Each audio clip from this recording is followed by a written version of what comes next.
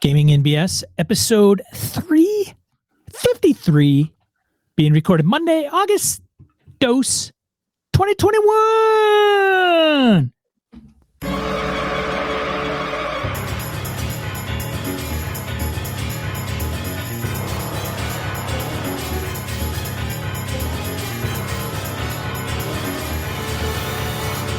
Welcome to Gaming NBS, a tabletop RPG podcast. I'm the one fixing the technical problems. I'm the guy making all the noise. Glad to have everybody here. How you doing, Sean? I was worried because I'm like, I'm going to be late. And That's then right.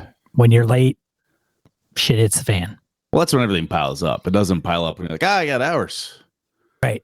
I got hours to fix this shit. No, you're like, I got 5 minutes. Oh, fuck. That's when everything goes wrong. Right. Of course. Yeah. So, yeah, that's good times. Just like at work, we don't have Wi-Fi problems on the fourth floor until it's executive board meeting week. Worked fine yesterday. Worked fine last week. But today, I can't seem to log into fix that, do this thing, get that. Just dumb. What are you going to do? So, Sean, how the hell are you? Any gaming in since we talked last? I did not. I'm trying to think because my weeks get weird.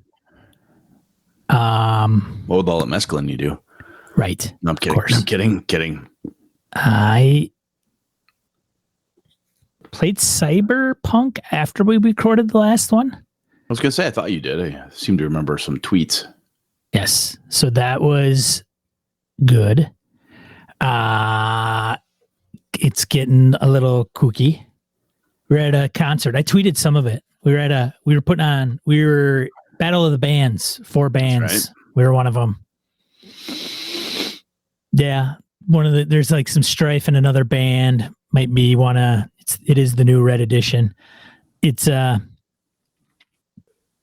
going on. Like one of the guys in the other band thinks like their agent's out to sabotage them or their talent agent.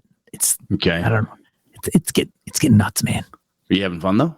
Yeah, it's fun. Awesome. It's good times. That's all that matters. That's all that matters. Because it's getting nuts. Like you having fun? No, like I don't know what the fuck is going on, kind of thing. There's difference. Let's see. I had ran my Forgotten Realms first edition for my kids. That was a lot of fun. They figured out they found a treant in the desert. Had been planted ages ago and figured out some riddles. Killed a couple mummies. So they're doing really well. Playing very, very smart. Having a really good time with it. And then I ran my first edition Greyhawk game on Tuesday and Saturday.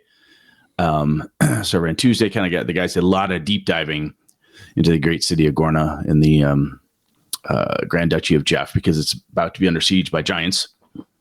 Then they figured out, oh my gosh, it's the Valley of the Mage. Someone from the Valley of the Mage is doing this. Oh, it's the Grand Duke's new wife. Oh my God, it's the Grand Duke. He's possessed. Oh, he's possessed. Yes, that's what we have to do. So at some point, they actually decided they're going to get a pig. This is a real plan, people. They get a piglet, a small pig. Like, here's what we're going to do. Alpha's druid, who's old, they call him Geezer. So Geezer is going to get this little pig. He befriends the pig, brings it over. So they take this ring that they think that focuses where the evil spirit possesses, and they try to like put it on the pig's tail. Well, the pig ends up eating it. So like, oh, well, that'll work. Fine. We got the pig. It's great. So they set up the room. They got the Duke's private guard involved. He's like, okay, cool. Says, Cassius, he's like, okay, I got it. Yeah, this is bad. We got to fix this. Turns out it's a Rakshasa. It's that type of evil spirit. So like I flash up the picture on the TV in my game room and they see the tiger-headed person like, holy fuck. And it's not good. Because if you're not ready for it in first edition, like weapons less than +3 do half damage. Non-magical weapons, no damage. 8th level spells are higher, only affect it type of thing. But they ended up beating it. And in the middle of the fight, while they're deciding things are going crazy, I'm going, because the pig is running around and they think that's hilarious. Later on, they're like, okay, they killed it. That's great. They forgot the ring was in the pig. So suddenly magic missiles come launching out. They hear this horrible squealing and they turn and there's this demonic pig. Like, God damn it. They pounced on it. And then one round they flattened it. So it was like, oh, thank God we got that thing taken care of. It was funny. I oh, that comes across as funny as it was when you were there. But just these hardened adventurers trying to chase around a pig, maybe the size of like a dachshund or something, just squealing and running around and blasting the shit out of them. But they played really smart. They enjoy planning stuff, gathering all the details. What do we do with these details? We think this is the answer. We're going to do this, and this, and go after it. And it was a lot of fun. So they ended up figuring that out, save the actual Duke himself, who had been imprisoned, go out into the plains. They kill the lead frost giant, his winter wolf, and the drow wizard who had been helping them. And it's broad daylight, so the drow's encased himself in magical darkness so he could operate easily and, help the giants out. So they flatten him, destroy everything. In the process, the other giants are like, oh my gosh, what's going on? Things start to devolve into chaos. They loot the drow real quick and then fly off on the giant eagles, which are friends of theirs. Okay, great. They get back, sit down. All right, let's go through the loot. They end up with a wand of wonder, which was the drow wizard's last resort. I was just about to use it. Didn't get a chance to before they gacked him. And then he has a deck of many things on him. And things went bad from there. As they do. How many times can we draw? Up to 4 times per person per deck. So each of you only gets a maximum of 4 draws per deck. Does it go away? What happens? When's the last time you encountered a deck? Oh, yeah, good point. All right, I roll this. Oh, I flipped this card. Oh, that's good. Oh, I get 50,000 experience points. Fuck yeah. Wow, look at me rocking up oh, this is good. Oh, this is good. Don John, son of a bitch, imprisonment. Damn it. That one goes back in the deck. I shuffle it up again. I'm like, oh, what happened? Deck's still here, guys. Oh, crap. Okay, I'll pick again. Don John, son of a bitch. Shuffle, shuffle, shuffle. 3 guys end up in the Don John. The way I'm doing my deck. And it was so they got to call the Mordenkainen. They're like, look, can you help us out here? And he's like, okay, fine. I can solve this problem for you.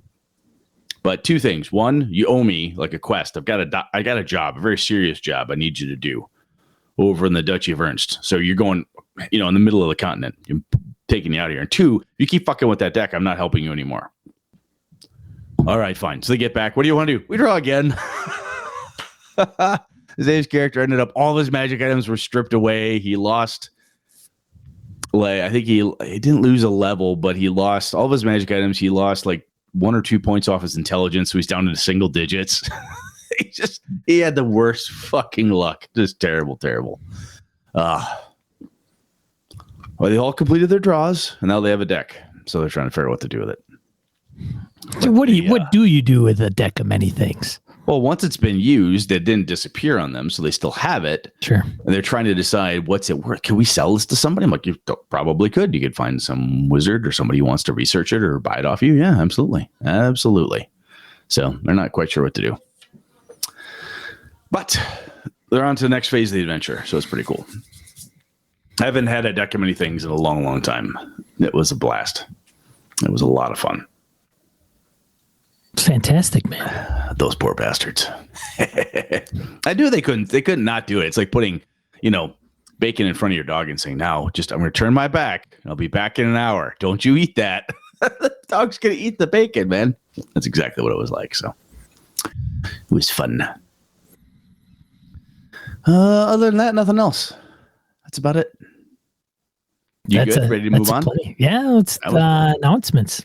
Gamehole Con. Yeah, what do we got here? Gamehole Con. I've got 3 games. You've got how many in so far? 2. I'm gonna add Delta Green, I think, on a Saturday, and I think I'm gonna have that as a ongoing event every year, and that people can use the same characters that they created the year prior. Oh, that could be fun. So it'll be a continuation, but it won't be where you have had to been at the prior 1 or 2. And I might run it maybe 2 sessions per con. So that way I could get maybe 8 to 10 people through. Could be fun. So I'm going to probably make up my own thing for that. We'll see. Nice. Yeah. So nice. I think that might be the number 3 or 4 from me. I just don't know when during the day to slot it in. Like, I don't know if I go early, leave my nights free, get into the evening. I don't know. Yeah, it's hard to tell. But we have 10. I was just going to say, I think, oh, that's nice. 10 events total under our banner yet. I think AWOL Troopers, 4 of them. He's like DCC and a few other, like, and they're different games. They're not all the same game. What's he running, like 4 hours or something crazy? 15 or 15 hours. 15 hours. 15 it's 4 hours games in about 15 hours. You crazy bugger, you. Yeah, I think if he bumps it up an hour, he gets a free badge. Good. I don't know if he's aware of that. Jim Fitzpatrick's running Sign, and then I think Laramie has submitted a couple who he probably hasn't had his approved yet. So I think he just submitted them this past weekend, and then whoever else is gonna throw in for that. Check out GameholeCon.com for the timeline of different events and so forth. Yeah, and all that good stuff. So Sean and I are also keeping our eyes on the news, because the news could change things, right? If suddenly there's like, oh my God, the Delta variant or the Uber Ninja Delta variant of COVID-19, everybody has to wear masks, or I don't know what will happen. I know large events like this are, watching the same news everybody else is and trying to figure out what's going to happen and so forth. But at this point, everything's still on, still rocking and rolling. So I'm looking forward to it. It'll be a good time. Yeah. Be a damn good time. Yeah. Anything else on announcements, Ben? No, that's all I think I had. Let's go on to Random Encounter. Random Encounter. Segment in the show where we field voicemails, emails, comments from social media. I'll let you start. I talked already. Thanks, Brett. That is not me. Why am I not there? There, that's me.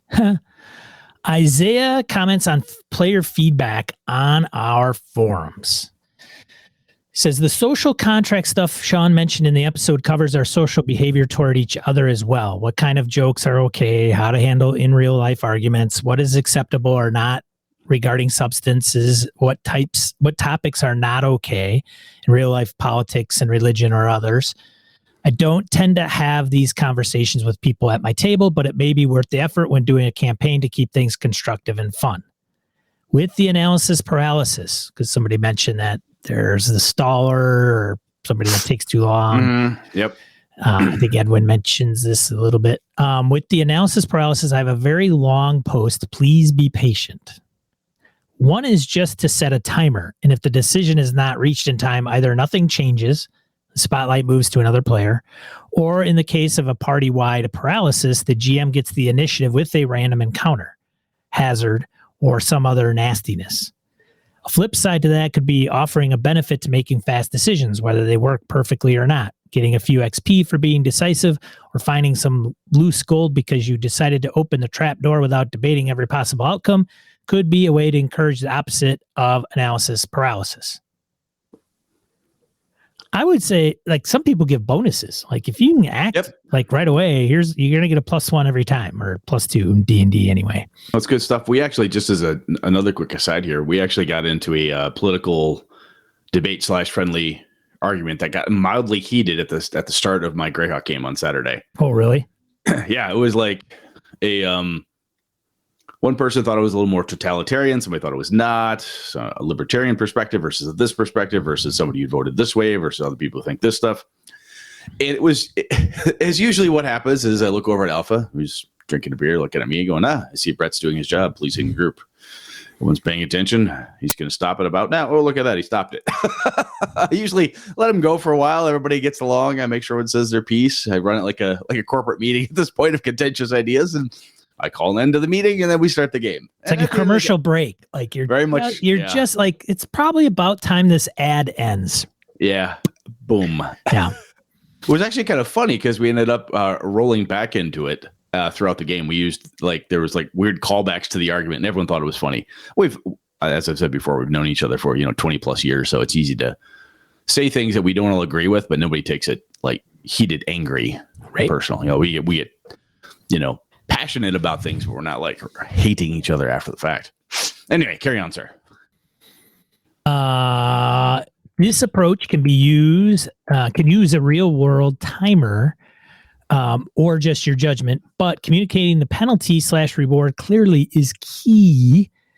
In Warhammer Fantasy Roleplay 3E, there is a party tension meter, which the DM can add to in cases when individuals are vacillating or the parties argue about what to do. There is some room on the meter before bad things happen, so folks have a chance to catch and correct their behavior. If they don't, then the party gets a collective penalty. It can help people realize that an imperfect action can be better than waiting for the perfect thing. I think you could do something similar with a Blades in the Dark clock, or just adding some counters to a pile, and when you have 6 counters, then something hits the PCs in a resource or their adversaries get a boost. And the flip side could be rewarding the fast actions. Quote, you guys blew through those rooms so fast, these orcs are still putting on their armor. And now they have an advantage, even if they got hit by that glyph of warding because they were being so decisive. Hope that is helpful. I like that idea, the last piece especially. I do like, I should say, the Blades in the Dark clock call out, because as I was reading this the first time through, I'm like, oh, this is like clocks. Oh, there you said it. And I have to bring it up. The other piece that you went through, you bam, bam, bam, crushed through the rooms. My buddy Lenny did this when he ran Return to the Temple of Elemental Evil for us. We were being so efficient blasting through certain rooms, some of the bad guys just fled. Instead of making it kind of a room by room slog, because we found a spot, we were blasting through these barracks rooms like wham, wham, wham, wham, wham. He's like, look, they flee. It's like, they're not in the room. They heard you blow up the last 3 rooms. They're not fucking sticking around for this, man. That's cool. I like that. Good stuff, man. Who's up next? Edwin. He defends the staller. I love getting caught up in what my fellow players are up to and think that the energy that comes from the players being in the moment may be worth the pause while I step out of the movie and figure out what my character needs to do. I envy the skill good improv artists have that allows them to do both at the same time. Cheers, Edwin. P.S. One of my favorite secret doors I've written in a published adventure stems from a playtester's rolling well on a perception check while trapped in an unpleasant part of the dungeon. I frequently use checks to see if something exists rather than to see if the PCs find it, because a secret door that isn't found may as well not exist. So 2 things, Edwin. That last piece, that's a fucking gold, man. That's wonderful. And this goes to some of the feedback that the BSers have been sharing with me and other folks in the forums around the retcon episode. There's been some really good, like, hey, I think you're being too broad, Brett. I think it should look like this, maybe a little more narrow. And it's good discussion. So I'm reading it going, I think you folks have convinced me. I think was using too broad a brush with that term. This makes more sense. I love that about our community. Good people, smart folks, right? And here, at least they try to keep you wrangled in. Yeah, well, you've tried for 6 years. You're just looking. This is basically just Sean's cry for help. I've been talking to this asshole for 10 years. You know what we're going to do? We're start a podcast. Hopefully a group of people will stop him from going off the rails. That's the motivation for fostering a community. Look, I'm going to need a hand with this guy. I need help. I think the other thing that's interesting is the defending of the staller. I actually, when my guys were planning this last session, I absolutely see where Edwin's coming from. I loved walking over to the fridge, getting a beer, sitting down and listening to them plan. They were effective. A couple of them like, yeah, but what about, and oh, geez, oh, golly, there was some stalling going on. But watching that group interact and just how they did it, it was fun. It was fun to watch, listen to them, see what they're trying to do, and think about, man, if they really do what they're saying, is that going to work or not? It gave me time to think through. Now, that's a little different sometimes than the person who can't make a decision, or that active turtling we've talked about, where people just refuse to do anything, But in the moment, when the players are basically enacting their character, discussing what to do next, that's kind of fun. It is for me. So I absolutely get where Edwin's coming from there. Good stuff, man. Yeah. Over to you, sir. Feeling Good Lewis comments on retcon. I definitely spent a good amount of time searching my memory for specific instances that I felt a retcon was necessary in our games. I was having a hard time coming up with anything. Is it possible that every piece of lore I ever doled out was perfectly in step with the previously established story? Most likely not the case. Then I thought maybe the players or I didn't care much about continuity in our games. That doesn't make sense. I then left the topic alone for a few days. I think I figured it out. Most role-playing is a continuous ebb and flow of info to the players and back to the GM. I don't consider it retconning if the info lore hasn't entered the story yet. The things written in my notebook are ideas of what may possibly come to be. I'm not afraid to switch gears or cross out pages of my plan. My players regularly reprimand each other for verbally contemplating about what is in the next room or what is going to happen next. The shout of, "Stop it, don't give them any ideas," is music to my ears. Some of the twisted machinations they formulate in their minds are far worse for them. I mean, better tales to spin than what I've devised the night before. You know, half asleep at the table with my notebook and half-eaten package of Vienna fingers. Ooh, Vienna fingers, yummy. Nice. Damn right I'm going to make their worst fears a reality. As for dealing with facts that may have changed in a story, most people don't walk around taking notes. They rely on their memory to recall facts. If I refer to a blacksmith they have met before as Charlie and no one recalls his original name of Dustin, no harm, no foul. But if a player immediately says, "I thought his name was Dustin," I use the original name or make up a story why he said his name was Dustin originally. Lastly, if a player looks at his notes 10 minutes later and recalls the name, I simply say you must have been mistaken. Just like believing some fact in reality, but you find you are incorrect. Definitely happening more often the older I get. I personally don't take great notes while busy weaving this story. That, combined with my players giving NPCs and places nicknames within 15 seconds of hearing them, such as Boudris, the guard, becomes Buddy. The village of Doggeton becomes Doggytown. Lara, Soul Forger, the paladin of Rittersoon, becomes Night Girl. I think you're picking up what I'm putting down. Other GMs may not have this issue as often as I, so if my solutions are considered retconning, then I'm guilty as charged. But, Your Honor, I swear, I thought his name was Funkin' Hottie Peaks. Feeling good about retcons. I was talking to my kids about retcons, and my daughter Alana looked at me. She goes, "So basically, retcons are just you gaslighting me that none of this was real." I said, "Whoa, that's not what I meant." she did it in jest, and she thought it was funny. But I said, "Well, you do realize the difference." And she's 13 and smart. She goes, "Yes, Dad, I do. I just thought it was funny to pick on you." I like this. This is one of the multiple posts that landed out there where folks said, "Look, if it hasn't hit the table, then it's not lore. It's nothing that you would retcon." And I thought back on it. My first reaction was, I don't buy that. And I thought back again, went, well, you dumb shit, Brett. You've often said, the truth is at the table. If it's not out there, it's not true yet. So yeah, one, it would be hypocritical of me to ignore that clarification of what a retcon is. So I buy that absolutely. And I think then it's easier to think about and easier to figure out what you are doing that particular tool with versus a different approach, thinking of different things, improving and so forth. So I like it. I thought if nothing else, having a tighter definition for it, as I've learned through the forums, helps other folks, myself included, think about all the different storytelling tools and game master tools or player tools that we may or may not use to help us, get the job done. So that was cool stuff. So thank you very much. I appreciate that. Feeling good, Lewis, and everybody else in the forums has been commenting. So I read them all, and it's really good stuff. I appreciate it. I don't get through the Discord as often as I should because it changes rapidly. And depending what's going on with my workday, by the end of the day, I'm like, what? 800 posts? Jesus. I don't have time to sort through them all, but the forums are easier for me to go through. But anyway, thank you very much. I appreciate it. Let's see here. What else we got? Comment from the YouTubes. Oh my God. I thought this was pretty good. We usually don't get, we get very short, like good video, blah, but good video, blah. Hate that guy with the beard. What's wrong with that guy's hair? Stuff like that. Right. Bromos. Yeah, I like what he's going to say here. Yeah. He talks about RPG editions. I'm assuming my apologies, Bromos. But when the lore, I like when the lore gets updated and moves forward. Like when 40K was stalled for over 30 years and is now moving forward with the lore. Sure, it's expensive for publishers and fans.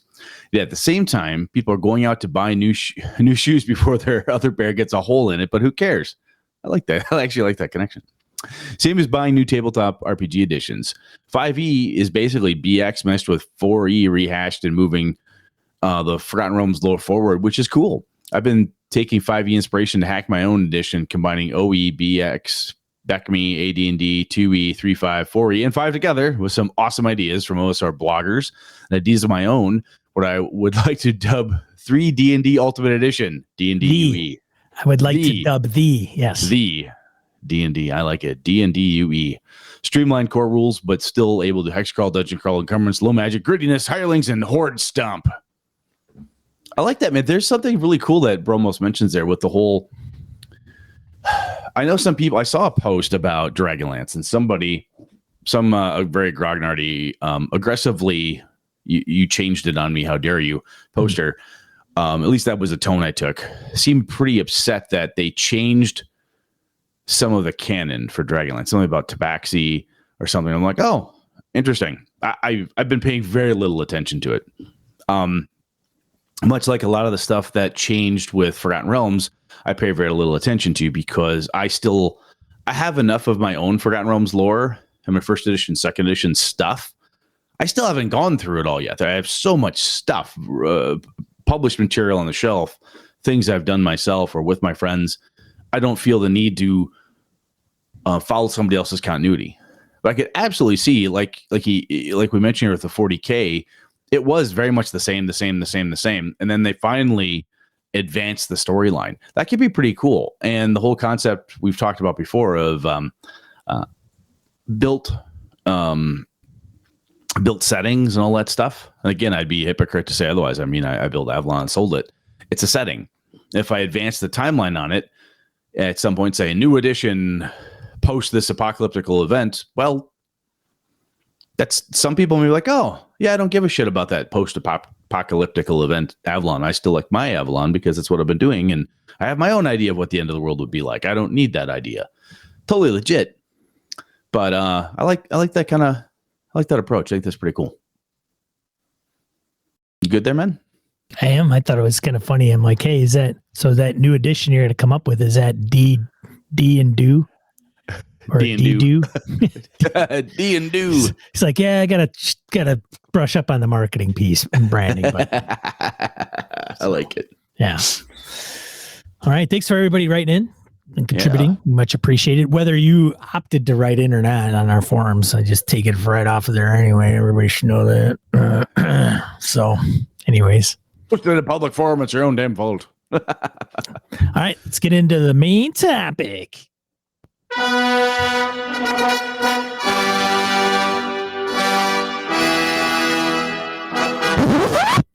What are we talking about tonight, Brett?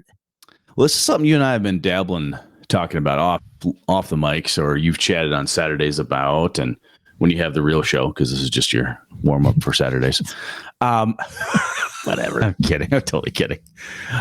There is a story though I got to share. Oh, there is. Oh, well, you have to tell me. Yeah. But anyway, Sean and I have often said, well, the problems he's had with gamers or game groups that I've had with certain gamers or game groups is that you and I take this hobby pretty seriously. And quite frankly, potentially, depending how we define ourselves, what we think is serious, more serious than some other folks do, right? And I'm not just talking about like, hey, I buy a lot of stuff, right? Because some people go, holy fuck, you're really serious about collecting X because you have all of it. You're really serious about this thing because that's all you do. But there's a level of dedication that you and I put in to an event, whether it's a home game we're running for friends or for a convention game. And I think sometimes there's a certain amount of slack that we need to give people, both up and down the seriousness ladder here. Because it doesn't. No, we don't. So Sean, no, screw those other people. What? They're weak and not even worth gaming. Take their guts away. We might want to talk about giving some slack. We'll see what happens here. So Sean, I think when I say I'm a serious gamer, again, I don't want to say it's just that I have a lot of shit. Like, oh, I have 1 billion PDFs and 600 books. Oh my. I know Alex Cameron's actually had this. Well, yeah, you have a big collection, but do you actually even play D&D? He's had that question asked of him. I'm like, the guy plays every week. That's forever. I mean, for God's sakes.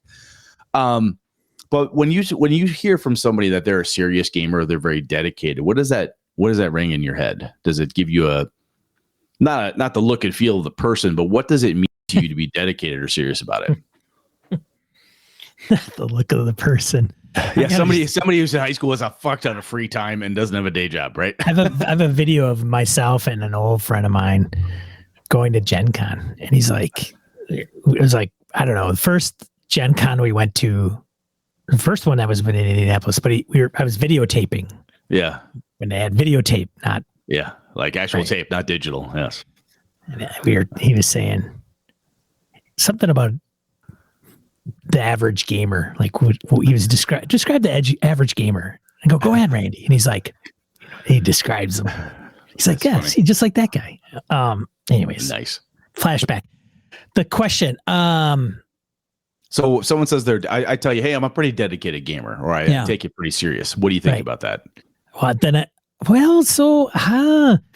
then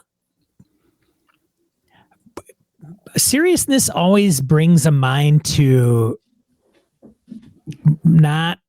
I'm kind of a humor, light-hearted kind of guy. I'm glad you're doing this because this is. I brought it up to my buddies this last weekend. I said, "Are we serious gamers?" And like, no, we're dedicated. I'm like, what's the difference? And they said, well, I mean, we have fun. We joke periodically. We've got like the dark humor thing going, and yes, Brett, it's up to dead babies. I mean, the fact that I saddled them with an infant that they had to save 2 sessions ago, they were like, we have to keep the baby alive. Don't we usually have to kill the baby? What's going on, Brett? You're ruining us for us. That was dark humor, brutal humor, but it was still funny, right? You were allowed to step out of character and say, oh my God, that reminds me of this movie type of thing. But they describe themselves as dedicated as opposed to serious. Oh, that's interesting. Cause I think I think that alleviates the potential uptightness that comes along with the moniker serious. Yes. Right. Hey, I'm serious. It's almost like meeting an intellectual that has no humor. Like, I'm serious about being smart. Yeah, it's kind of when someone looks at, look, I'm being serious here. Right. You need to fix this thing or blah, blah, blah. Yeah. Not to be mistaken for Yahoo Serious or Serious Sam. Yes, 2 different things. Completely different things. Totally. Yeah. One's from Australia. And one is based on a video game out of Croatia. Oh, that's right. Yeah.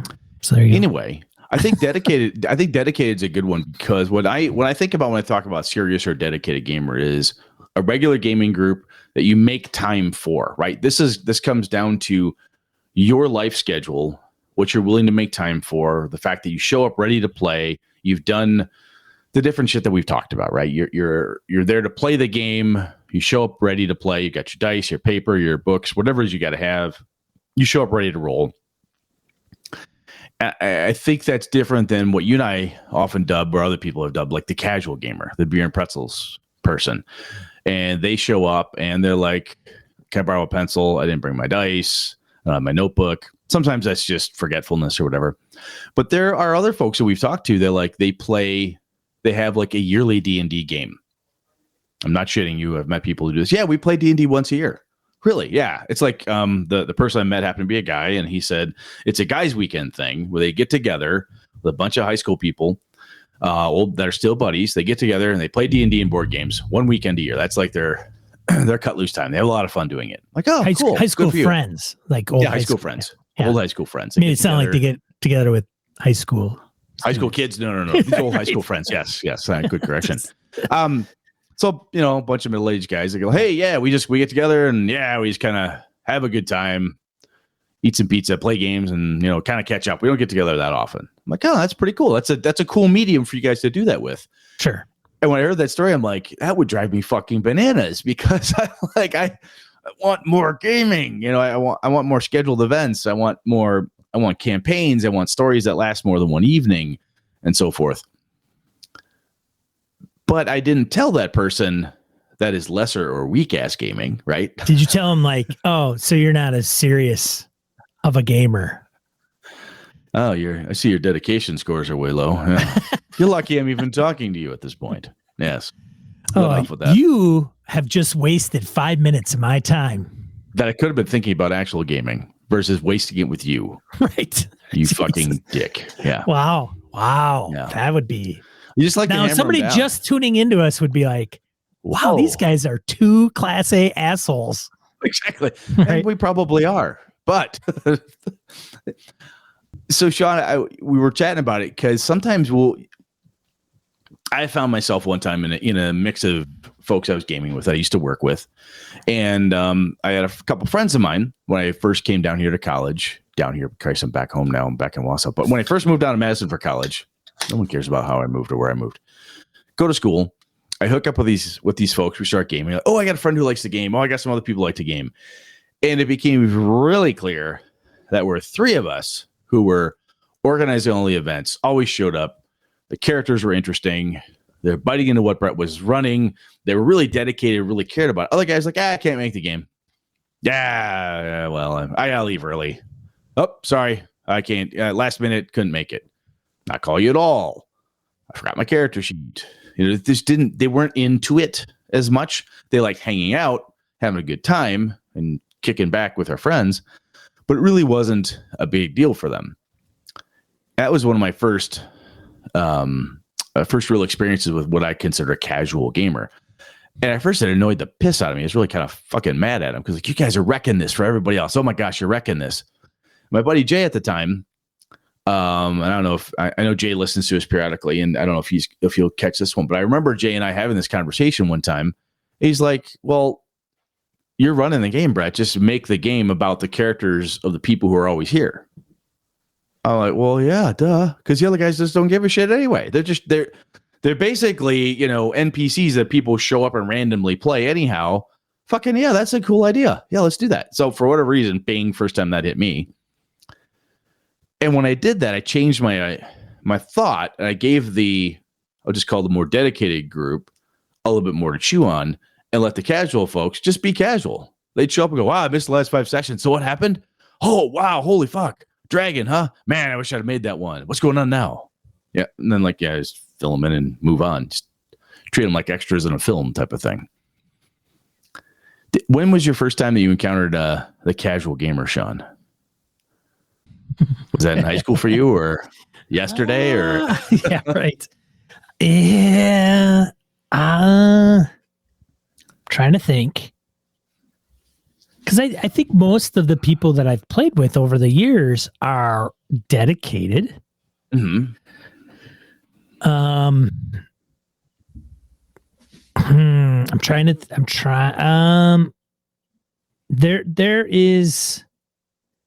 There is one that I could probably think of that is hit or miss. It was one of those, well, are they going to be here? I'm not sure. I don't know. And we never do. And that happened during the Tomb of Annihilation game. My buddy Dustin, he disappeared. Literally just poof, gone. Can't find him, doesn't respond, doesn't show up. Yeah, well, and I'm not driving down to his house and knocking on his door every day to see what's going on either. I figured life happened and he just didn't want to Fair enough. let people know or something. I honestly don't know. And to me, it's kind of, whatever. It goes back to, hey, if you're not wanting to play, that's okay. Just let me know. And for some reason, people don't do it for whatever reason, whether they're adverse to conflict or they're genuinely, I don't have time to explain. And I feel as though if I bring it up, I got to explain. I'm just going to go on my merry way and do something different, which is I'll just fade to black and I'll move on. Fade to black and move on. And that was it. I just hope that they're doing okay. I don't want anything to happen to them or anything. So I don't think I get a lot of casual gamers. However, but if I were doing an organized play, or we used to do Eberron games, or it's similar to what Adventurers League is now. You go to a game store, you post on the site, hey, I'm running these the three of us are running these different modules. People would show up or not. Those were, I would say, because they could be dedicated but casual. Yeah, or they're like, I don't want that adventure, right? That's a little more... Right. You can be choosier with that type of setup. Right. The main thing that brought this to my mind, Sean, was when you and I are talking about game groups and what we're having fun doing, or groups we struggled with, or problems. And I think sometimes it comes almost down to that. It's almost like the session zero thing in a way where at one point you said it's table stakes, to show up on time, do this. Mm-hmm. That got me thinking about this idea. And I'm like, if I want to game at a certain level's too strong away, if I have a passion for this, I got into trouble using the word level. So yeah, don't use tough, level. If you say, well, I kind of game at a higher level, then you immediately just put somebody down, right? It's like the term serious. It has a connotation. I didn't say higher. No, I'm not saying you did. I'm just saying different level. But people will say that's higher if you. Yeah, and it has a connotation to it, and it can. Some folks can find it offensive, and I dig that. Right. Yeah. But if you game differently, or you're like, look, man, I really pour. This is my hobby. I mean. Yes. I'm always prepping. Every time I watch a movie, I'm thinking about this shit. I started a podcast with my friend, and we do this shit all the time. I need to make sure that if I have a group of folks I'm playing with, and they seem more casual, like, we can't play this month. I'd be like, what? We were supposed to play every 2 weeks, or every week, and we just went to 2 weeks, and now you can't play this month.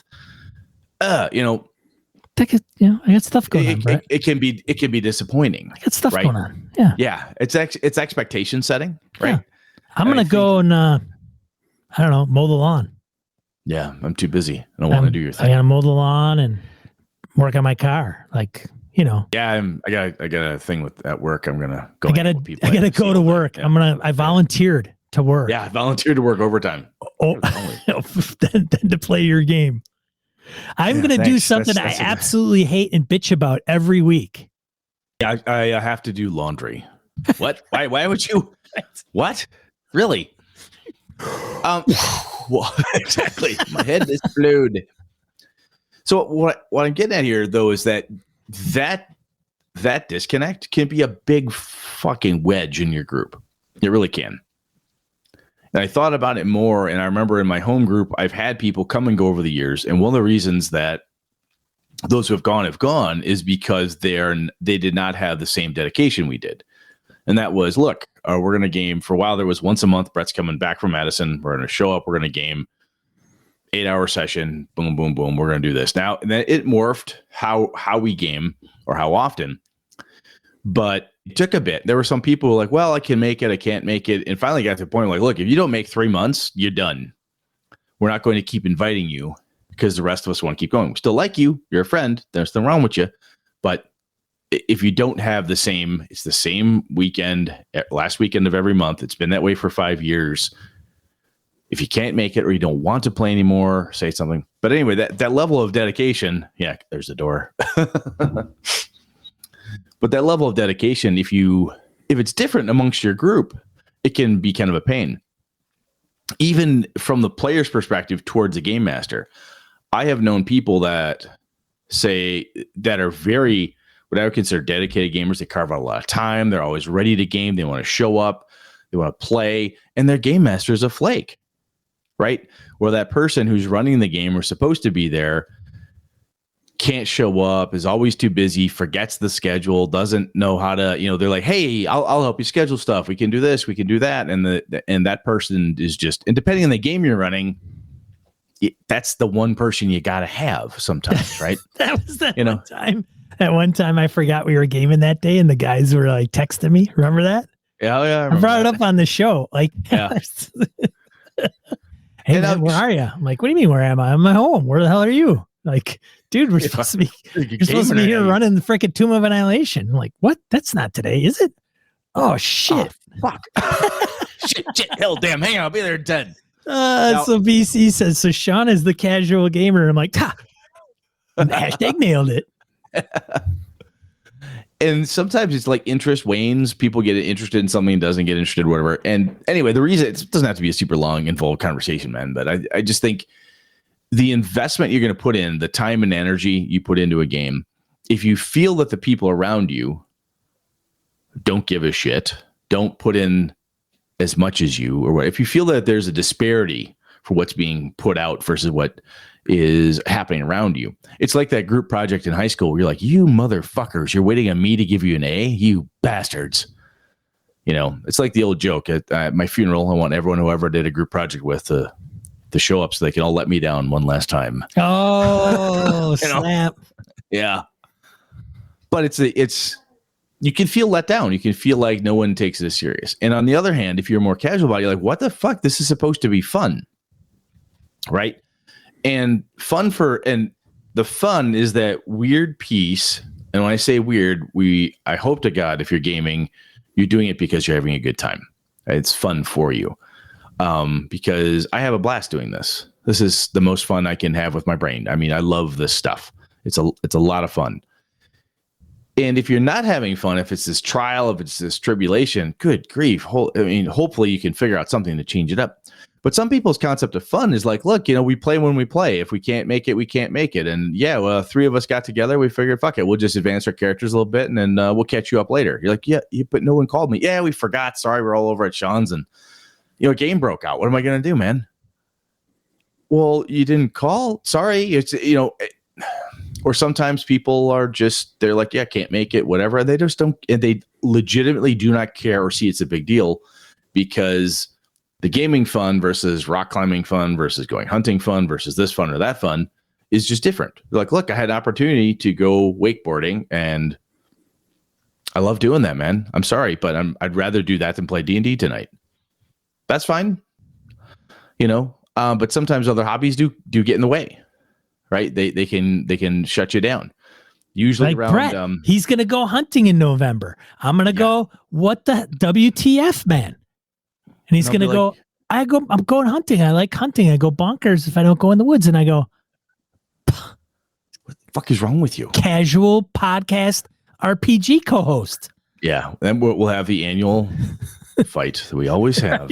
Yes. Some couples fight about money or the kids. We fight about Brett's hobby of hunting. Yes. Right. His hunting lifestyle is cramping our podcast. I don't have a problem going to the store and buying a steak. Oh, God. I can go out in the woods right after this show. I don't need to take a weekend or a whole week. Wow, you just got personal. Now you're just coming right after. Coming right after me, aren't you? Yeah. We used to pick up one of the guys I gamed with in after college because we're gaming on a certain weekend. He's like, oh shit, I got guard. He was a National Guard. He goes, I got guard that weekend. I'm like, you fucking pussy. What? Are you dedicated? Are you in or you're not? He's like, what's? He's like, dude, I'm in National Guard. I can't get out. We gave him crap for it. It was just fun to do because he took it so well. He's like, God damn it, guys, every time. Right. Then next thing you're gonna say, you got to go away for like 2 weeks in the summer or some bullshit. I know, bunch of crap. Well, contractually obligated, whatever. Oh, they're sending you to the desert. Right, sure. Afghanistan. Do you even know where Afghanistan is? Yeah, that's how we treat her. That's how we treat our veteran gamers. That's just because we hate those people. Right. Oh my God, we're terrible. Because we're serious. We're serious, and you're obviously not. So I think sometimes the concept of being serious, and I honestly do, I think you let off with it, and there's a level of kind of hyperbole better than, or so that comes with it. And I've stopped I've honestly personally been trying to think of a better term. Dedication comes to mind for me, or, I'm more passionate about it. It doesn't mean that if you aren't super passionate about it, you don't enjoy it. Some people are passionate NFL. Like I like the Packers. I'm really passionate. I want to watch every game on Sunday. I'm sorry. I'm not going to, the Packers are playing. I'm not going to, game that day. Okay, fine. It happens for a while. That's a big thing for you, whatever it is. And it's not that, and I could give a shit about the NFL. I used to back in the day. Just don't care anymore. It's interesting to hear about. It's just not for me. So yeah, I'm casual at best as to paying any kind of attention to pro sports. But I don't look down on the people who really enjoy it. You'll enjoy it. Good for you. Have a good time, Right. But I think sometimes it's very difficult for those of us who have the dedication, who really want to put the time in, think about this stuff a lot, write up a lot of cool stuff, try to self-publish, do different things. And we're active in a community or doing stuff. it can be very derailing or difficult to deal with a casual person who wants to game with you. So I think sometimes it's like, once you figure out the level of dedication, the casualness in which they approach or how they want to do it, you just kind of have to take yourself down a notch and just set the expectation like, hey, look, if I'm free every other Friday, maybe we'll play, maybe we won't. And if you're cool with that, then you can have that person in your gaming group or have that group of people. If you got a whole crew like that, then maybe you game, maybe you don't. If that's cool with you and your life works that way, great. I think it's actually harder, in my opinion, for the casual gamer to self-acknowledge that they're casual, because the ones I have met, they're like, dude, how come you didn't invite me to the game? Well, we want to play a more serious game. And then they get offended that they're not serious when they're there. The word serious. Agreed. So, well, we want to play, then stop saying that. Say, look, we want to play every Friday. Well, dude, you know I can't play every Friday. I know, but the 5 of us do. Yeah. You can't. The 5 of us aren't changing our whole life because one person can't make every Friday. Show up when you can, but this is how this is going to work. Because the person who tends to be more casual or doesn't have the ability is still there to have fun 9 times out of 10. I'm assuming these folks are good people. They want to have fun. They're friends of yours. They're people who you enjoy being around. If you don't enjoy being around them, what the hell are you gaming with them for, honestly? And sometimes you just have to say, look, we're going to do this thing. I'm not mad at you, but we're going to play every Friday. I can't make every Friday. I know that. Talk it over. Because I honestly think that people who are more casual are in it for the fun when the fun is available to them. And it's harder for them to be more self-aware because they don't understand what you're putting into it. Right? When people flake on the game master and the game master sits there and she says, I spent all this time coming up with this cool thing. We had a really good first session.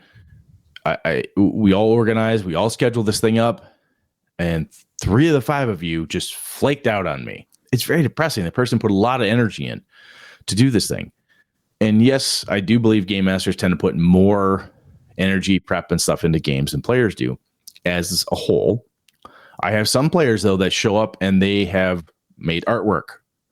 Players have gone through and found pictures. They've said, oh, I found this really cool thing. I made custom character sheets for the group. I did this cool thing. Hey, I baked these cookies for the game. I've had players do all sorts of really cool things to help bolster basically the morale of the team, and have them show up or say, oh, sorry, last minute, 3 of the 5 of us canceled, so it's kind of pointless to have a game. Then that person's sitting on a stack of brownies. If you're me, you just eat all the goddamn brownies. So it's not healthy. But it can be, it's just kind of a letdown, right? And I think that's where someone who's more casual doesn't understand or appreciate what's being done. So I think that candid adult conversation of, hey man, we're putting all this in here. All these folks are doing it and they just don't understand it. Just discussing it with them and having them understand this is how this group plays. I've had other people say, hey, I'd like to play in your group. And I'm like, well, just so you know, this is the dedication level we expect. Oh, geez, really? I'm like, look, I'm not trying to be a jerk. I'm just telling you, I got six people that play and we all play like this. This is how we play. And if you're not going to join us at this level of expectation, it's just going to be a nightmare for you. You're not going to have any fun. So, Sean, how do you deal with it when you run into a group or person or anything like that? That's kind of long Brett diatribe as usual of how I do it. But what do you do if you run into somebody who just doesn't? They're not as serious. They're not on your level, Sean. Oh, shit. I post on an open forum. I post an open forum and tell people how fucking dumb they are. Apparently my dedication is at a different level. Shit. And then you get yelled at for a while. And then it comes back and bites me in the ass. I had stayed. So a lot of this is what occurred to me when I was in the Curse of Strahd in the Jeff group. There was a level of frustration that there's a few things. And one of them was this component. And that's okay and I even said this, it's okay if individuals don't have the same passion I do for the game, or dedication or whatever. Yep. I'm going to show up on a Saturday whenever I can do it or whenever we've agreed upon, and then we're going to play and it's going to be fun. And sometimes that's great and that's good enough. And for me, it was, but I think it was just more, it seemed as though in order to even get to a point of, hey, when are we, like, I'll give you an example. And I hate to compare and contrast because then it's like, these guys do it this way. They don't. Neener, right? And that's not the point I'm trying to make. Absolutely not. I think this is about, we've had a number of these over the last year here, right? Just the self-revelatory, if you will, or the introspection of like, what is it that you're trying to get here? Right. Like, I like this. Right. I like Coke. I keep giving you a Pepsi. I don't fucking like Pepsi. It doesn't matter how many times you offer it to me. I don't want it. Right. Right. And so with one group that I'm running right now, I mean, it's, hey, are we playing Tuesday? Are we playing Tuesday? Are we playing Thursday? What time are we starting? Hey, what are we going to do? I don't know. This is what I'm going to do. What are you going to do? I don't know. Joke this, joke that, jab at this guy, jab at that guy. Like there's engagement. I am the one that is the least engaged, right? Probably out of the 4 others, 5 of us or whatever, where it was flipped the other way, where it was, hey, what, is everybody on board? Can we play? Did you fill out the doodle? Yes. Okay. Hey, I didn't see the forum post. I didn't know we were playing this weekend. Hey, I didn't see that there was a game. I already confirmed with doodle, but what's this post confirming this date? I don't understand. I thought I already complied. It was just like, what in the hell, man? This shouldn't have to be this hard to get it to be where it's like, yeah, let's play. Let's go. Everything's going to be fun. I'm looking forward to it. Oh my God, when are we going to go? Where's our experience points? And oh, by the way, I've got some, kick-ass ideas. And it's not that all that was missing by any means, because there's like, specifically Jeff is, when he gets a character in his mind, he gets out the journal and he does a character sketch and he brags about his build and he brags about, what he's going to do and this and that and his concept in his head. And he takes some time and he's very, like, when he is in that space, I mean, I've talked to him, I've talked about him on the show. Yeah, baby, freaking videos. People like know Jeff, like, oh, you're Jeff. Oh, I've heard about you. Like, it's all been, I think, mostly positive. But at the same time, there was something that happened and it just fell through. And I'm just like, I think there's 2 things that there's 2 choices. I can either say I need to level set myself. I keep bringing up level. That's okay. No, what Harold email me. Anyways, it's I have to reset myself to kind of say that's not where I am getting bent out of shape. I need to bring it down a notch or cut it out and accept that that's the way it is. Yeah, like, this group operates with a certain level of engagement, a consistency in that level of engagement and so forth. If you don't have, I think engagement and consistency are 2 big pieces of dedication, like sub pieces of what we've been talking about. Right. Say, you know what? They're less engaged than I wish, inconsistent, but they're fun when they do show up. I'll deal with that. Right.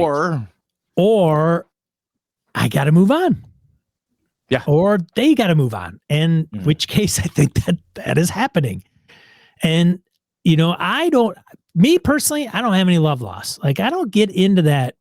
I don't get into the bullshit. You and I've talked about stuff plenty. You're not mad at anybody. No, I'm not upset. I am more upset when it's in the moment where it's like, yes. Nobody's responded. I wanted to put this out there. It's going to be 2 months, whatever. Then it's more of a frustration than, you know what? Go have fun and have somebody else run the game in the group. That's okay. I'm good with that. And if they say, cool, you should be a player because I think maybe you're getting burned out. Maybe you should. I would love to play with you. Sure. Great. We'll cross that bridge when we come to it. Maybe. Depends on the game. There's other factors. maybe I'm then the player that's like, all right, let's go. I want to play. Hey, game master, when are you available? Let's set a date. All right, cool. I got this cool character concept. Hey, how are we connected? Jeff's character. Great. But, it wasn't like that for a few months. I mean, one of the guys had to reach out on Twitter after the Tomb of Annihilation and say, hey, are we going to play again? I'm like, I don't know. Or after Curse of Strahd, hey, it was like a month goes by. Hey, are we going to play again? Like a month? A month goes by before you ask, like, paid attention. Yeah. I mean, like, hey, I don't know. Maybe this is kind of the problem I'm running into. And there's other things that could have been handled differently, right? Like, hey, let's get in a room and fucking hash this bullshit out. I think it's table stakes that we have to all agree on at a certain point. So as a weird aside, so my buddy Lenny and I were going to go, he wanted to go deer hunting for the first time. He's like, will you take me in Minnesota? Yep, I'll come to Minnesota. We'll go. This year? No, this is a number of years ago. Oh, okay. Yeah, 2 guys that wanted to go with us. And one of them, I said, if you bring that guy, I'm not going. I said, because that son of a bitch is going to get fucking hammered and I'm not going. No. I said, I am dark to dark all day. I get up before it's light. I go all day. I come back in the dark and I do it again until I go home. I'm dedicated. I'm serious. I don't fuck around. Yeah. This is what I do. There is a very easy delineation with deer camp. Yeah. I mean, there is a, what do I want to say? A, stereotype for a reason in that space. It's become less and less so. More and more people are like, look, this shit's expensive to get into. I paid this much for this. I paid, if you've seen the price of ammo, holy shit. But I spent a lot of money and time getting prepared for it. I'm actually happy now it's August because I should be able to start shooting my bow because I want to. Wisconsin season opens next month, mid next month. I have not been able to shoot all year. I'm twitchy about that. Right. Well, you've been injured and shit too. Yeah. So, yeah. But there's just a level of I want to make sure I'm good at this. I put time and effort and energy into it. And that's that's kind of a sport, as some people would call it. And a hobby. It is. Yeah. And this thing, though, is it's like bowling night or any other league game or anything. You've used the bowling night thing for me many times, Sean. It's like, look, I scheduled this thing up. You're part of the team. Yeah. To use that sports thing, you're part of the crew, the team, that we're going to do this together. We all agreed to do this. And we agreed that every Friday is league night. Why are you not here on Friday is league night, right? With bowling is competitive too. So you start getting into competitive sports hobbies, and then you get guys that are really going to get pissed off because they're like, you show up and you don't freaking bowl worth the shit, and you're drinking too much beer, and you're freaking sauced after the first game. We got 2 games to go. You go from like a 220 to a 160. What the hell? And they get pissed off because there's. Hey, I want to win this league, and God.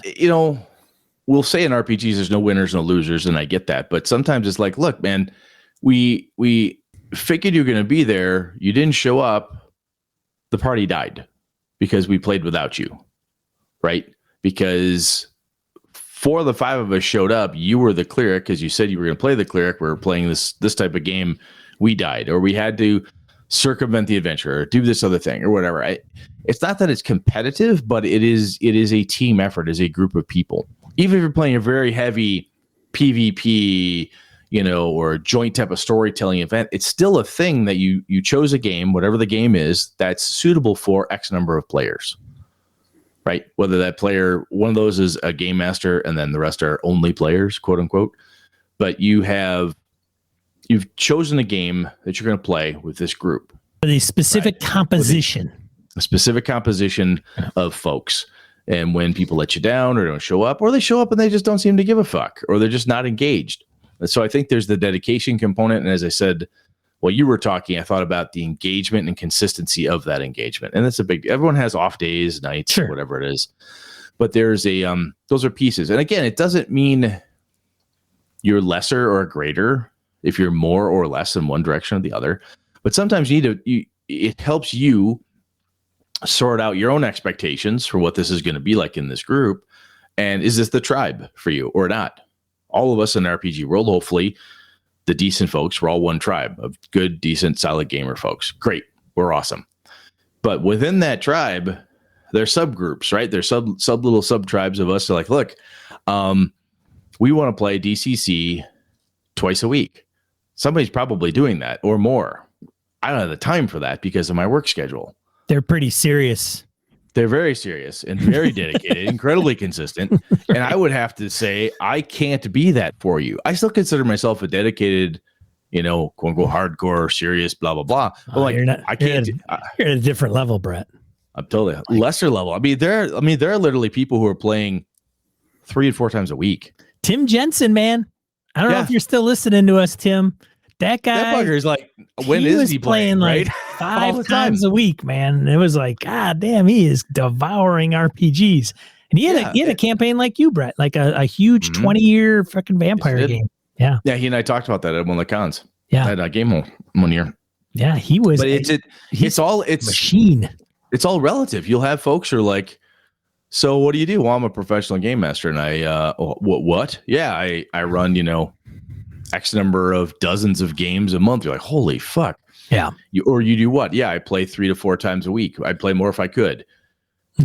Is that person better than Sean or I? No, they're just different. They have a different desire and they have a different engagement model. And anyway, short version is the language around it is hard. Honestly, serious, dedicated, more engaged, less engaged. It's whatever you can do to try to suss out a way to say, look, this is my expectation. Once a week, always showing up, so on. It's kind of, we talk about session 0 a lot, but this is almost like the the form we fill out before we have the campaign session 0. This is just like, this is how we game, man. We get together once a month, last Saturday of every month, and we game for 8 hours. Well, I don't know if I can do that. Then don't join. Not mad at you. Love you. I'm just telling you, this is what we do. If you can't do it, just don't do it. It's fine. Don't be mad at that person. Make sure that person says, wow, I can't play DCC 3 times a week, but you guys sound like you're having a great campaign. We are, but we're not changing our campaign with these 6 people just for you, Brett. I totally dig that. Do not change your game for me. That's fucking dumb. Right. But anyway, hope this makes sense. We haven't even gotten into, hey, are you a serious designer? Are you a serious publisher? Are you right? No, I wasn't sure how far we'd get, but yeah, that's like a whole. Well, I had hinted at maybe us deviating at some point, but maybe not, because we're running a little long, and we could ramble for a bit. But one of the things that came up over the weekend, I was watching Mike Shea's stream on Sunday. If you're not familiar with Mike, Sly Flourish, that's Mike. And the beginning of the show, he mentioned how Chris Spivey, who did Harlem Unbound, put out a Twitter thread and said, hey, serious question, wondering how to make it in this industry. Like, what does it take? Because Harlem Unbound, any award-winning, great product. I don't personally own it. Why? Somebody might ask.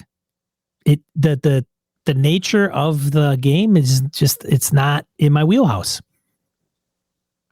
And so he had a serious question. He wasn't trolling. And, he's like at the verge of quitting. He's like, I don't know, man. I might throw in the towel and quit. And he's got this kind of weird Western, dark Western RPG that's coming out. He's like at 700 pages worth of material. This thing is not some small project, but he's going to put it out there, and he's like, am I going to sell any copies? Or, it was Kickstarted. Yeah. But even then, you can have a multi-billion-dollar Kickstarter and make zero money on it.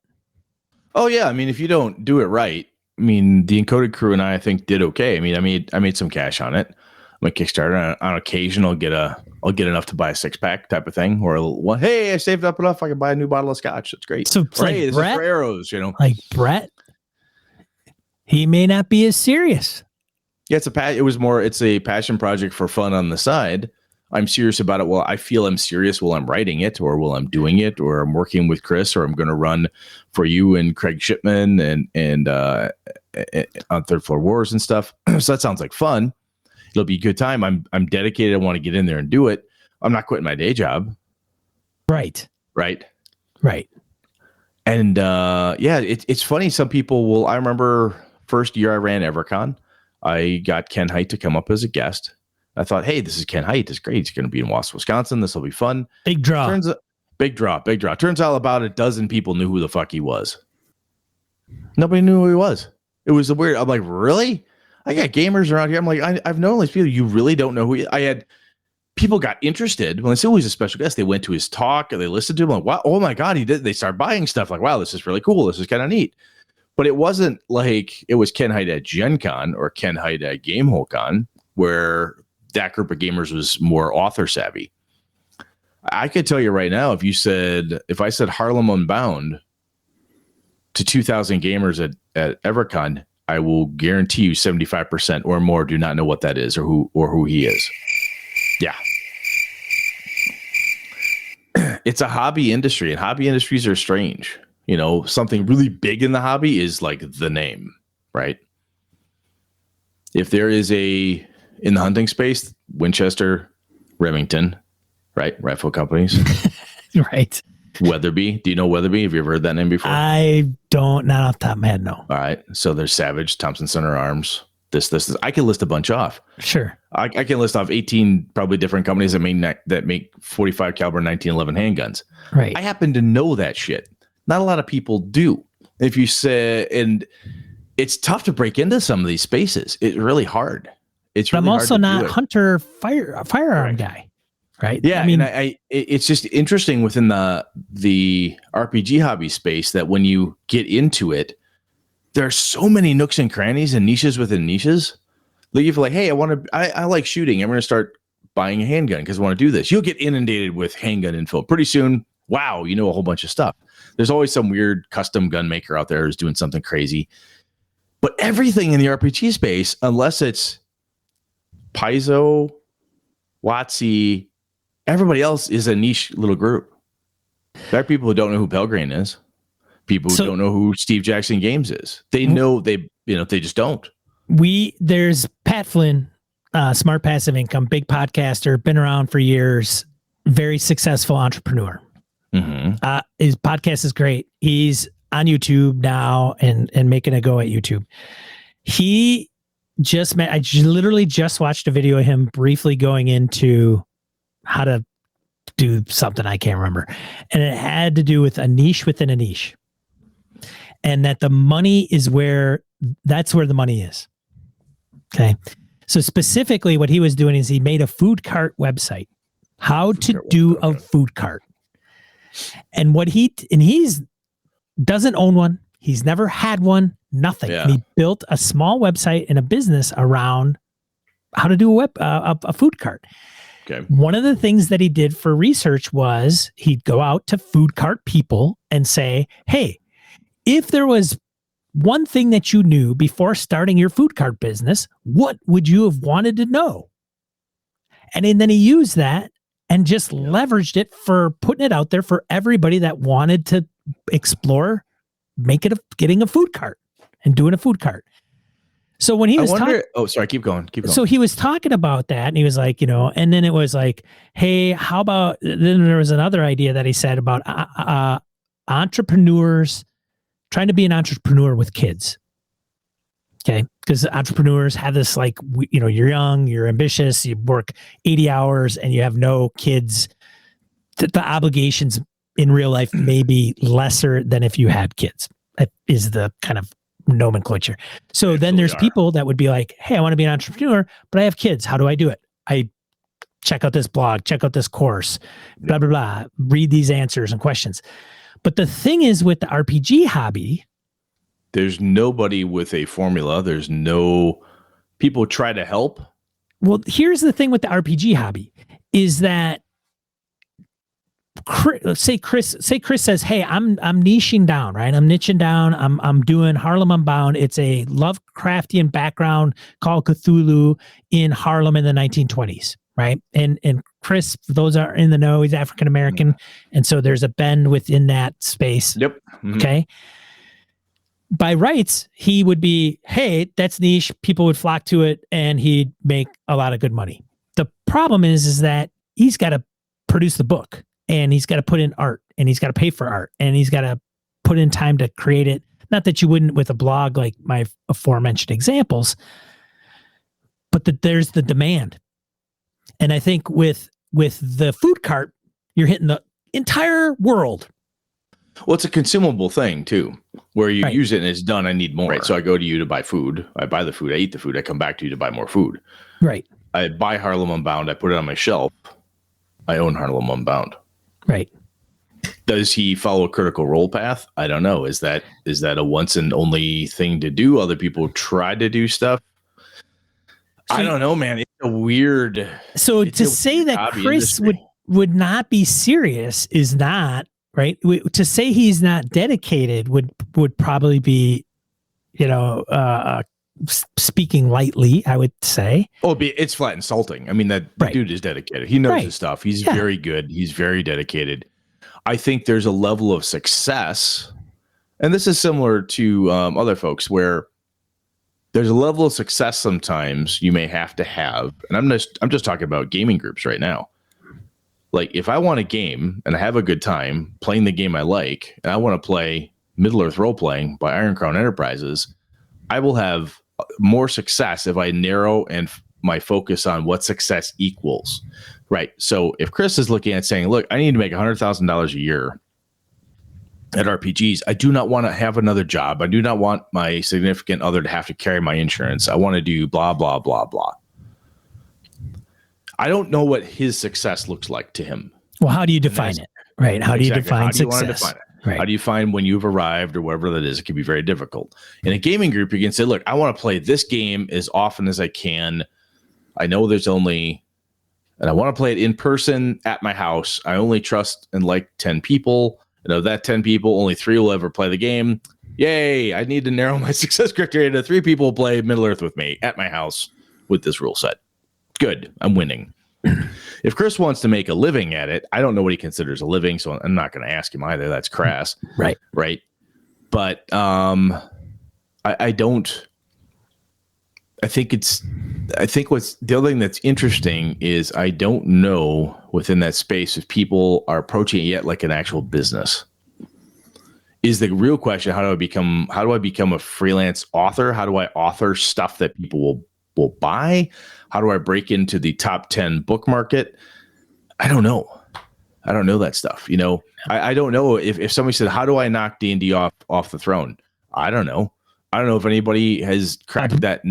To build a better game. But people argue right now there are better games. Well, then what's the problem? I don't know. No one buys my stuff. Gamers are stupid. Gamers are stupid. And marketing gamers are stupid. That's another. I've heard this legit swear on a stack of holy text. Well, gamers are fucking dumb. If they go on Twitter. Were half as smart, just go on Twitter. Somebody will tell you how brilliant they are. And everyone who plays D&D is a fucking moron. Right. Yeah. Yeah. Wonderful people out there. The struggle is freaking real. Oh, it's absolutely real. And I think to call somebody like that who is asking those questions and working and striving not serious, that's just flat insulting. Oh, and I don't think not dedicated. And so forth. I don't think anybody's question is his seriousness or dedication or passion as much as it's just funny how you could say, I don't know, somebody on Adventure DMs Guild and they write AL stuff, right? Adventurers League modules. And they do it why do they do it? They do it fun. Because for fun. I know I'm not going to make any money. I'm going to put it up there for $3. Like unless somebody gets wind of it, I think it's a good product. I want people to buy it. I'll put it out on Twitter. I'll put it out on, Facebook. People have actually railed against that stuff, saying you're flooding the market full of crap. Unless you're serious, don't do it. I've heard that. And I'm like, okay, what the fuck do you mean by serious? Screw you. I'll publish Avalon if I want to. And 3, screw you again. Right. We are full of vitriol. I already went over this, man. Be positive. Just be nice. Be positive force in tabletop RPGs. Just be positive. I think the other component in an industry like it's kind of like if you want to be. Let's just take the idea back to gaming group again, right? If you're like, look, I really want to run first edition AD&D. It's just my passion. I really want to run this game. I want to be a game master who runs this game. But I will only play at my house with 3 people, and we'll play every Friday. you might not be able to find that. It Right. doesn't mean you don't have dedication or drive or any of that stuff. It just, there's a level of success that's a seriousness level or a who can you find component, right? We're off the rails here a little bit, which is our want, but I don't know. I don't know Chris enough to say, are you making the right types of games that sell? Because I know there's a ebb and flow. I believe I've seen in the hobby space is like fantasy becomes huge. Then it was like horror was huge for a while. Then it was kind of this and it was kind of that. Is there, I don't know what he should be looking at. I don't know how he markets himself. I don't know any of that stuff. But it's, I think some of it is similar to like, look, man, if you live in a town and you only want to play in person, you hate Dungeons and Dragons, you only want to play GURPS or Savage Worlds or whatever it is. Fatal. You want to play at your Fatal. house. I want to play Fatal. You're an idiot. I want to play Fatal on Fridays starting at midnight at your Central house. Time US in person at your house. At my house. That's why I know that's why you can't succeed. At who's ever's house, Yeah. like not my house. But there's, Takers. and the only reason I'm moving to that is I don't know what else Chris is doing, and I've had these job conversations with people. Well, we are way the fuck off this, dude. We gotta. Yeah, I know. Well, that's kind of the deal. I mean, sometimes I think we just need to shit can notes and just talk. Like sometimes I don't, That's kind of what we did. I had a half a paragraph, and then we've gotten this far. Right. But I honestly think though that I've had people like, how can I have your job? How can I have this thing? I don't know how I can tell you how I got here. I don't know if that's the way for you to get here, and I don't know enough of the hobby industry within the RPG space to say, did you make a really good game that won an award for its intellectual or its stylistic and this, and this? It has this really good flavor taste, but it's not popular. So no one knows who you are. I remember being a kid, dude. I did not know when I started writing who wrote Dungeons and Dragons. It was a TSR product. That is all I knew. Had Gary's name on the cover. Didn't look at that at all. It said Advanced Dungeons and Dragons, cool picture. I didn't give a fuck. I didn't care who wrote it. All right, whatever. Because I open it up and there's a table of contents, authors, like 18 names or whatever it was. So I was, thanks to Rob Kuntz and thanks to this person, Frank, I was like, what kind of name is Gygax? That's got to be made up. Yeah, it could have been. But the other piece too is you just like, I didn't care, right? I wouldn't hunt out and say, oh, this is a John Wick game. Oh, this got to be good. Oh, this is a Steve Jackson game. This has got to be good. Steve wrote this one or whatever. I never did that when I was a kid. No. I didn't hunt down something that was written by Ken Hite when I was a kid. Didn't do it. There's plenty of shit that Ken Hite's written I didn't even know. Yeah, I have a bunch of them. Star Trek, freaking Unicorn Games. What? I didn't know Ken Hite was involved in that thing. He did a bunch of Nephilim stuff. He did stuff for Mage. He did stuff for White Wolf. Yeah. And that's the other piece is Chris, should he be freelancing more and doing projects that are not necessarily the ones he wants to do, but that's how you get known. Well, that's the sticky wicket, right? Yeah, I didn't even know who Matt Colville was, but it turns out the dude has a fucking bunch of design cred. Star Wars stuff, the One Ring role-playing game, the Dune role-playing game. He's got a list. Does he? I didn't know how much of it he was involved in. But his card games. I don't think the success of his shit has anything to do with the stuff he's done in the past. I think it does because he knows people. So you build a group of people around you. He knows Ken Hite. He knows John Wick. He knows this person, this person, this person, this person. So when he starts going out there and saying, hey, and he starts building a presence online, his YouTube thing takes off. He knows people. And because of those people, he knows Liam O'Brien. He knows a bunch of the guys from Critical Role. They send people to him to watch him. I think he's made it off of his YouTube channel. Yes. And the reason he was able to make the YouTube channel successful is because of people starting watching it. And some of the people who were watching it were people he knows who are influencers as well. Sure, maybe. But okay. So let's Encoded Design never promotes us. What happens? Are they promoting you? Are they promoting? Well, promoting us, Gaming and BS. Yes. They promoted Gaming and BS at the beginning, and that was a huge boost. It was a kick for sure, no question. I've always said that. Yeah, and I'm not at all downplaying it. What I'm saying is that when you have influencers, to use that catchy little phrase, kicking each other up or down or helping and stuff, that it draws attention. I mean, people talk about how you and I have until today or occasionally in a. We have not had a Harlem Unbound episode because I don't own the game. Neither do you. No, but I have plenty of other games that I don't know about. Correct. Yeah. But I'm just saying is though it's not you and I as people who tell other people about stuff we like or don't like. I don't know shit about that game. Well, right now we're talking about it, and people could go, "What the hell?" and they could look into it, and they could buy the damn thing just because we're sitting here talking about it. Absolutely, people should look into it. I've looked at it. I picked up a copy. And went, this looks really interesting. Man, do I need another horror role playing game? Oh no, not right now. That's why I put it down. Right. But man, I don't know what to tell. I don't know enough. Well, so I mean, one of the things he mentioned was like, I've been on podcasts. I've streamed actual plays. Like, I don't understand, I'm hoping to get back on podcasts again, but hey man, if he was on our show, maybe he sells like 2-3 copies. I don't know. Maybe he doesn't sell any. Maybe he sells 1,000. But the thing is that there is no, because you're on a podcast, you're going to get sales. Doesn't mean anything. No. And because you're an actual play, doesn't mean you're going to sell. And how many actual plays are you doing? I mean, Zweihander, I can't remember his name. God, it's like I see him on Twitter every day. I can't remember his name, but that guy in his channel is running Zweihander like 4 nights a week. Yep. I own Zweihander. I've never run it. Yep. The way it's going to get more people to play it is when I run it and I tell people to go and buy the shit. Like, hey, if I told my home group we're gonna play Zweihander, guess who's gonna go out and buy Zweihander? Yeah, 4 or 5 people. Yeah, right. I get it. Yeah, same here. They're gonna buy PDFs and they're gonna buy the hardback. Yeah, GMs run this freaking show. I don't give a shit what anybody else has to say out there. We're the ones driving the market. Oh, if I go out to my group and say I'm playing Simba Room, they're like, okay, they'll play it. Go, all right, fine. What book do I need? That's what they're gonna ask me. Yes. Because I need to know what book do I need to buy. Like, I got to get the player's book, or do I need to get the GMs? Do I need to get both? Yeah. I'll just buy this one. I can buy from you. Where can I get the PDF? How can I do this? Yeah.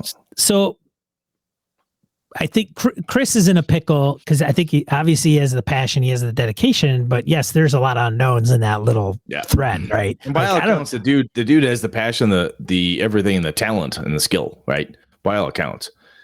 I can't tell you my personal thoughts about the quality because I've never read it or played it. There's tons of people that are probably selling more of their own game, Rob Schwab. Yeah. That aren't breaking the bank. They're not like, hi, I've overcome D&D. Like, I'm on the verge. Like, they're still, somebody mentioned in the chat, it's like a starving artist. Like, it just, you go to art shows, you sell your shit at Gen Con, like an art show. You get some people, you get it into the hands of some people and they appreciate it and they get fanatics.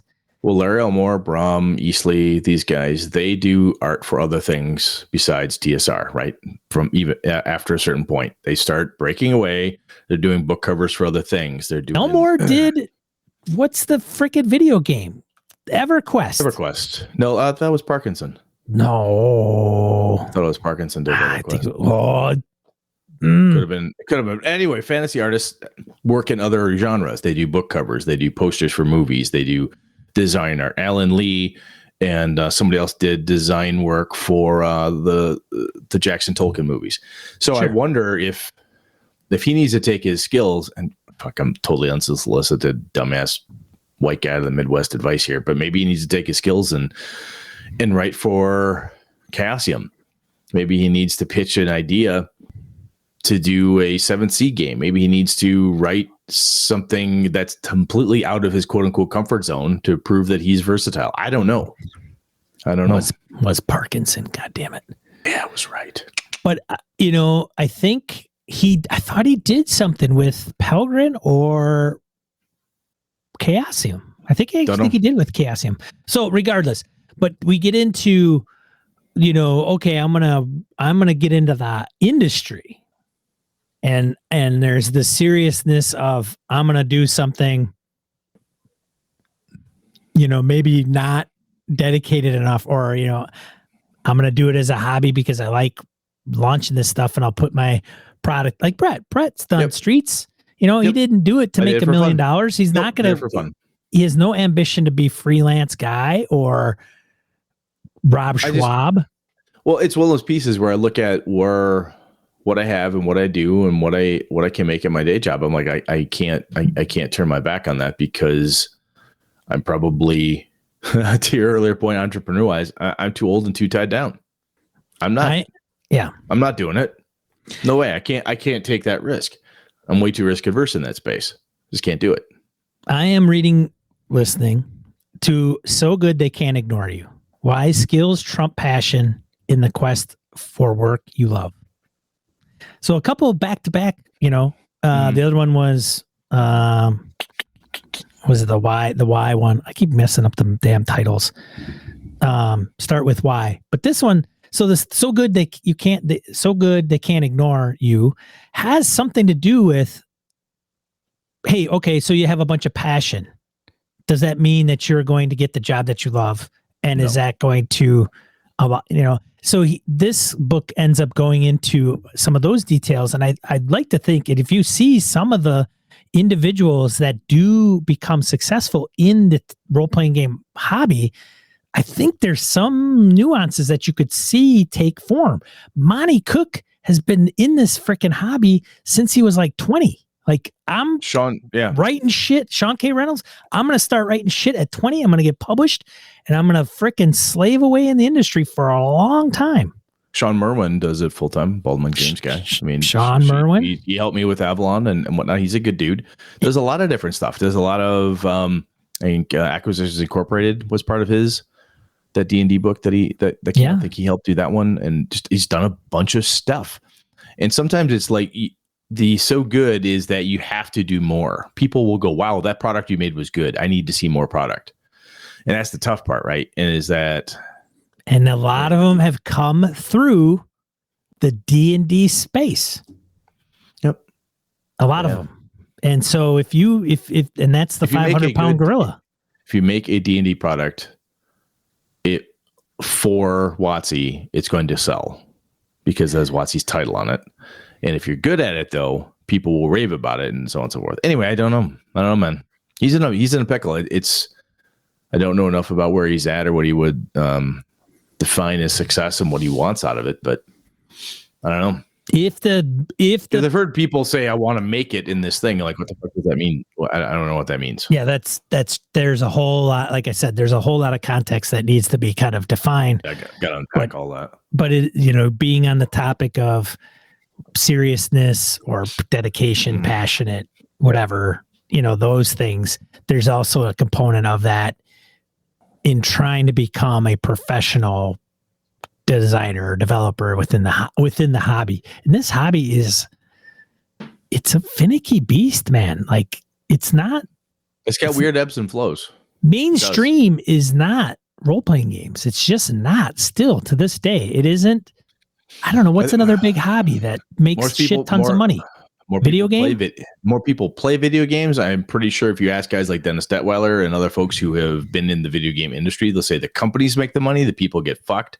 Right. They'll tell you that repeatedly. But yeah, I don't know, man. I mean, movie is another entertainment industry because it's kind of entertainment. Authors. I mean, I remember talking to Ed Greenwood at GameWorldCon one year and him saying, look, I've written, people sometimes come up and they give you a cover and say, I need you to write a novel with this cover and this title. Like, okay. He said, Stephen King doesn't have to do that because his name is Stephen King. Right. But a lot of guys, I'm pretty sure Matt Forbeck, very prolific RPG author, designer, cool dude all around. If he was given his novel writing beast, that guy is. But he writes stuff for Halo. He wrote a line of kids' toys. He's written comic type stuff, this stuff, that stuff. He writes anything for anybody. He can be pickier now, right? I remember talking to him about this, and he said, "Yeah, I cranked out all sorts of stuff because just to get where I needed to get paid, right?" Someone asked Ron Perlman, the actor, one time, why he does so many B movies or movies that aren't big blockbuster successes. And do you know what he said? My wife likes shoes. He said, acting's a job. It pays the bills, man. What do you want me to do? Harrison Ford, same thing. Did you feel any nostalgia when you put on the Han Solo vest? No. I felt I would get paid. Because that's just how he. I mean, it. And the other thing that's interesting in hobbies we have a ton of passion for, and then the passion is great and so on. But yeah, I don't know, man. I do not know. Matt has, I'm at 30. I'm at like 35 books, And that's not even his old stuff for like Iron Crown. I mean, that's on Wikipedia. Yeah, he's done a lot of shit. So, anyways. All right, man. We're running way the hell long. I love it. Love it. All right, let's get into die roll. Did you guys remember we still had die roll? Fuck, we do? I thought we canned that just for this topic. 2 to 4 miscellaneous points of gaming and geekery you want to bring to you. Got a few this week. I put in the first one from Gojo. Yeah. He's trying to spread the word about a Midwestern Friends about UConn. That's a small gaming convention in Ypsilanti, Michigan, November 19th through 21st. Old school presence and decent number of DCC, some other fun games. So check it out, www.ucon-gaming.org. We got a link in the show notes, of course, but Kojo's a good guy, as you all know. So yeah, if he's supporting it, I think it's a good idea. Second one is thanks to Beer Leaguer. There's a bundle of holding for Dungeon World that happened to like really, really kick off a lot of buzz on G Plus back in the day, and so they are re-releasing this bundle.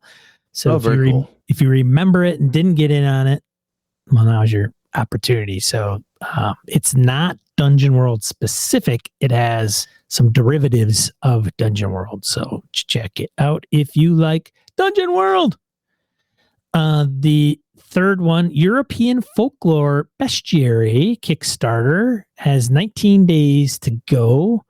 It is a supplement for chivalry and sorcery. So check that out. If you like chivalry and sorcery, chances are you probably are aware of this. Otherwise, check out chivalry and sorcery as well. Thanks, Gabe, for throwing that one at us too, man. Appreciate it. Thanks, Gabe. Next one, Forbidden Lands, Book of Beasts, and the Blood March Kickstarter. That's right, folks. Doubleheader coming from Free League. Yeah, Sean will be getting in on those because, Forbidden Lands. He can't control himself. So there. And then lastly, but not leastly, Complete Earth Dawn 4th Edition RPG comes to Foundry. Very nice. Yeah, so Foundry getting more love with some official RPG content. If you're an Earth Dawn fan and you're like, I was wondering if there's a VTT that supports this, or I love Foundry and I love Earth Dawn. Hey, we could get these things together. Yeah, chocolate and peanut butter. It's crazy. Otherwise, I think that is it for this show, ladies and gentlemen. Brett, what are we talking about next week? Do we have any idea yet? You exhausted me. I got nothing. I do not know quite yet, honestly. I got a couple ideas, Sean. Some of the stuff you and I have thrown around before, so I'll hit you outside of here, but we'll get something sorted out. Fair enough. So TBD, everybody. Want to thank everybody for showing up for the live show. We record this on gamingandbs.com/Twitch every Monday nights at 8 p.m. Central Time. Tune in if you can. Sometimes we edit it for the audio show, so this is the unfiltered live version. Otherwise, if you see this on YouTube, give us a like and subscribe. That would be greatly appreciated. Otherwise, you can find us at your favorite podcatcher of choice, where our flagship podcast audio show is. So make sure you subscribe there as well.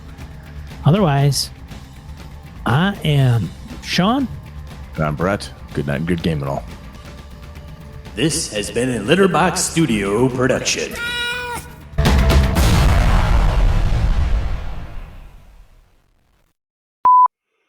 If you want my love, you got it. If you need my love, you got it. I won't have it. Hide it. I won't throw your love away. Ooh. Good grief. Good. I think it's working out. You ready? I am ready. Sweet. Let's go. Let's do it. Simple restart sometimes is all it takes. Awesome. 3, 2, 1.